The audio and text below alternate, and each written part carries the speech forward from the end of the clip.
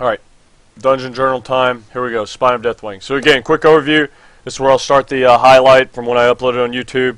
Alright, thank you guys for showing up. This is Ragnaros' weekly Dragon Soul Heroic Encounter walkthrough. Alright, so basically every single Monday we're going to be going over a boss very, very, very in depth, and we're going to be talking about all the mechanics of the fight. We're going to be talking about pretty much anything to do with the fight, and also you're going to be able to just ask me questions. You're going to be able to see videos from different POVs. You're going to be able to see different 10 and 25 man. You're going to be able to, it's basically anything at all to do with the fight that you want to learn, I'm trying to teach you. Okay, so each Monday that's what's going to be happening. Alright, so last week was War Master Blackhorn, which is on my YouTube. You guys can subscribe and you get all the highlights, and I get it up and all that stuff every day or so after these. So this week, Spine of Deathwing. Alright, so what we're going to start with is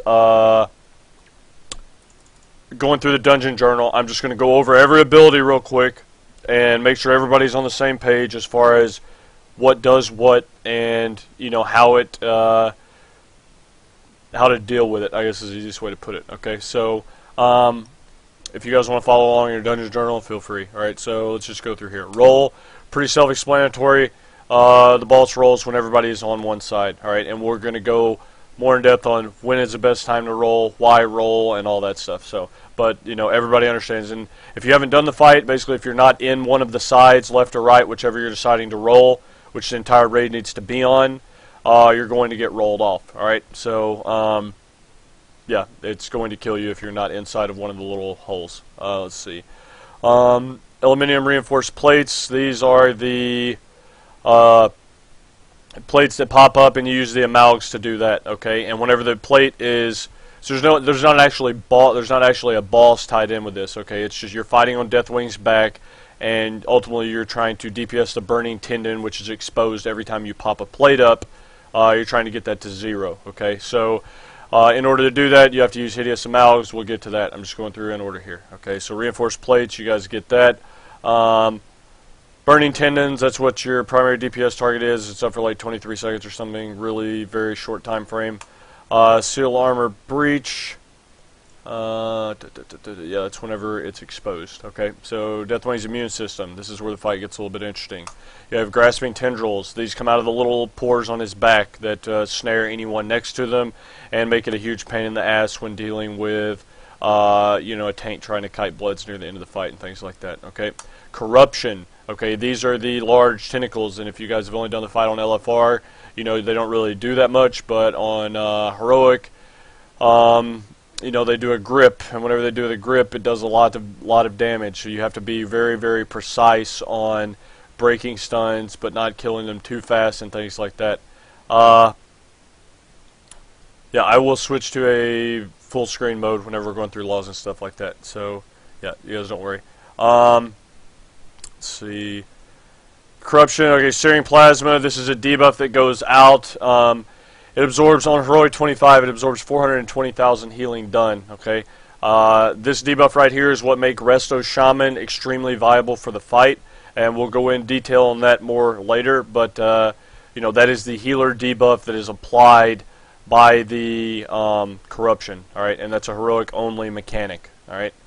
Fiery Grip, we just went over that. It grips someone. You have to do, it's roughly about 400k damage to it, and then it will break the grip and whoever's in it. The key thing about the grips is you can't have grips happening whenever, when you're trying to get DPS time on the burning tendon and things like that. We'll get into the timings. Again, just going through the motions here.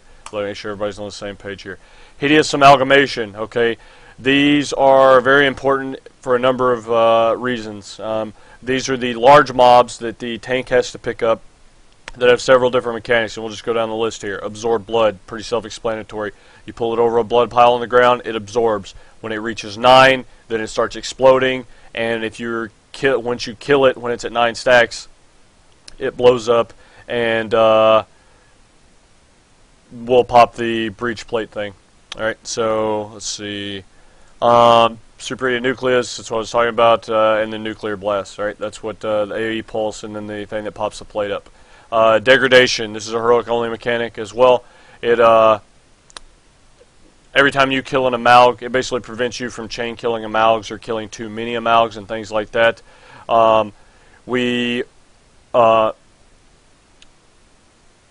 Every time you kill one, it does you take a 5% HP reduction. So you've got to be careful on how many of those you kill, because even if you're two popping each plate, you know, two, you're 30% or, well, 25% HP down going into the last pop on the third plate. All right. So that's it's not impossible to do 3 pops, but I'm just saying that's another factor you have to deal with. You're going to end up with 10% less HP. Then we have the debuff, something our healers had a little bit of a problem with during progression, but basically the way that it works, I explained it last Thursday in the tank one-on-one thing, and I'll explain it again, is it's a debuff that jumps from side to side of Deathwing's back, and you can control who it goes on. A lot of guilds don't know that.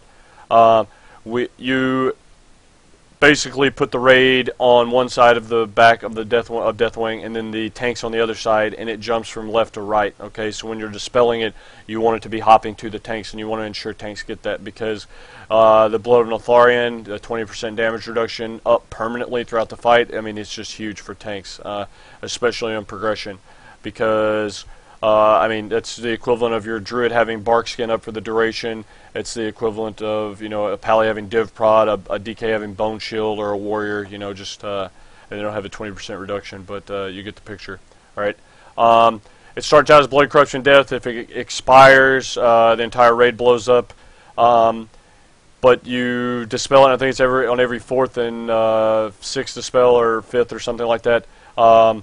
It transitions into Blood Corruption Earth, so you have to dispel it a few times before it starts switching to the damage reduction thing. Okay.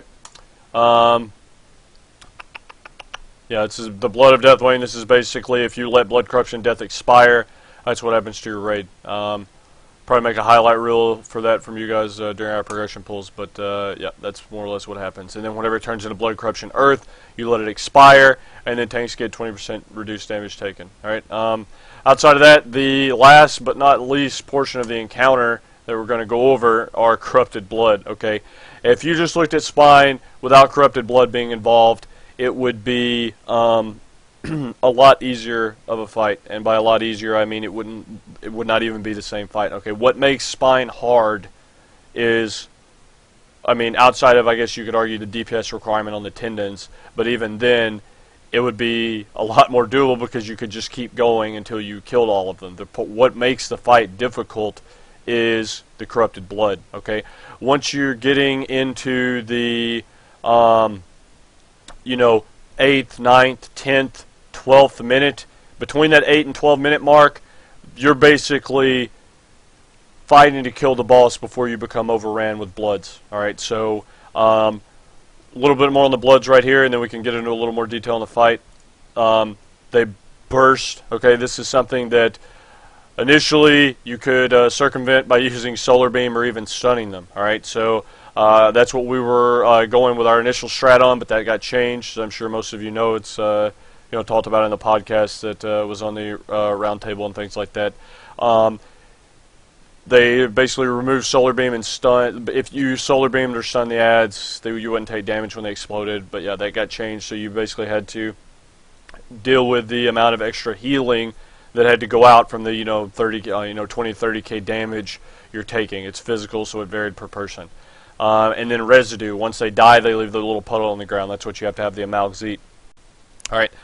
Quick little note about the debuff. I see some people asking in chat. This is also pretty important. The debuffs are tied to amalgamations. It doesn't just come out randomly. It doesn't come out like, you know, every time an Amalg spawns, you get a new debuff. Okay, that's why every time you kill a corruption, that's what spawns an Amalg. Every time an Amalg spawns, that's whenever you're going to have a new debuff put out.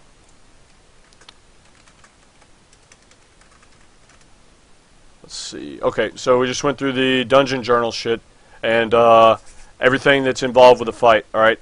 So with that said, the next portion is I'm going to start going through some logs, showing you guys some of the stuff, and then I'm going to start going through some videos and explaining what's happening in real time, like pausing it, things like that, explaining this is why we're doing this, this is what's happening at this point. This fight literally is all about timing, all right? And that was the key on progression. Obviously, it's became a little bit easier as the fights went on with the nerfs and things like that, but it's still not an easy fight, and it's still something that is very, very trying, especially if you're a guild that's just now getting to the point of getting pulls in on the boss and things like that. You've got a lot to learn.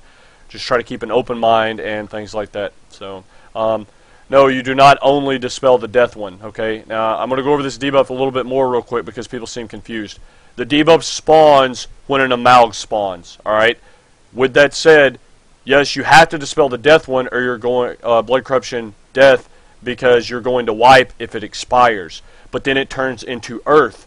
But if earth is on someone that you don't need it on, you're going to dispel it off that person to get it on someone that you need it. And remember, what I told you is you split the raid on the left or right and then put the tanks on the opposite side. You can control getting your tanks the debuff as soon as possible. You can have all 3 of your tanks with the debuff, all 2 or 3, whatever format you're running, 10 or 25 man, the debuff on the first plate. You don't have to worry about trying to deal with it later on. It's 100% controlled for the most part. I mean, barring any, some crazier shit has happened, but for the most part, yes, it's 100% controlled. You can dispel blood corruption earth, and it will just jump to someone else on the opposite side. So say it jumps to a melee that was in the wrong spot. You just dispel it off him real quick. It'll jump back over to the right. You tell the melee to move his ass over, and then dispel it off the person that jumped to on the right. Lo and behold, it's back on the left, and now it's on the tank that you need it to be on. So no, you don't only dispel death. You dispel either one of them until you have to dispel death, yes, but you can also dispel earth until it gets on the player that you want it on. All right. More on the debuff in a bit. I know it's a pretty huge thing for guilds that are learning it, but yeah. So that's the dungeon journal mechanics and all that of the fight. If you guys have questions, I'm going to be taking questions as I can. I don't like stopping what I'm doing to an extent of, losing focus or losing, my flow and what's going on. All right, so